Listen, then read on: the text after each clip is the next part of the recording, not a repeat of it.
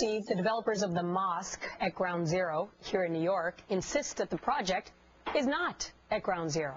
But now they're asking for $5 million meant to rebuild Ground Zero from a September 11th rebuilding fund. Joining me now, a leading opponent of the Mosque and a former New York City firefighter and 9/11 responder, Tim Brown. Good morning to you, Tim. Hi, Rich. All right, so this came out of left field. Yes. They apply for what? For 9/11 money. It's just so disingenuous. It took us by complete surprise.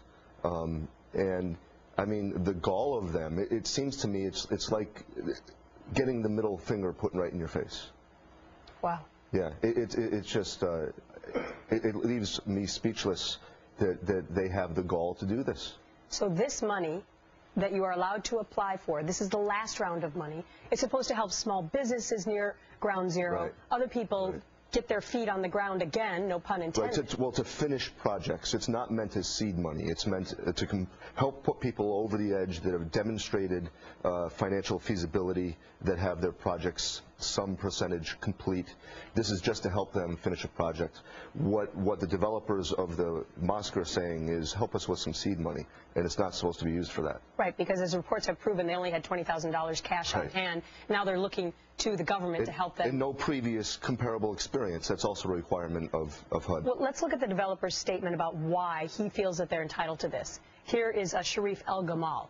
It's important to note that this community center will provide hundreds of construction jobs. In addition, this community center, which will include a gym, a pool, a daycare center, a pre-K, a culinary institute, tech classes, an amphitheater, a 9/11 memorial, is desperately needed in Lower Manhattan. How would you respond to that? Oh, so Sharif is telling us a 9/11 memorial that he's going to build is desperately needed. What's desperately needed is the 9/11 memorial itself to be completed 10 years later. So I noticed he didn't say in there about anything about a mosque either. He conveniently left that out. So very, very interesting. Yeah. Let's also look at a statement from the Lower Manhattan Development Corporation. We are now turning to the challenging but important task of sorting through the applications. There are 270 of them, to identify those that address long-standing community and cultural needs. What kind of outroar, Tim, are we going to hear from an American public, 70% of which already disagrees with this mosque going to Ground Zero, if in fact they get this money to build it? And I believe that they are working with people in the community I'm afraid the fix is in already, I should say. Why? Because that's what's been demonstrated before. Just like in the getting the building thrown out of the Landmarks Commission, that was a done deal before it happened. And I'm concerned they were trying to sneak this through, and they got caught, luckily.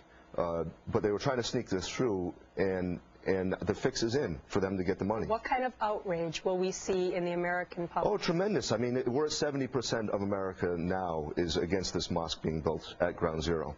You're going to see that number grow. And you have a different Congress now. This is federal money. And so I would caution the Lower Manhattan Development Commission to be very careful about this and to make sure they're following the rules and do the right thing here. Tim Brown, a former New York City firefighter, a 9/11 survivor and responder who lost many friends on that day. Thanks for your thoughts. Thank you, Gretchen.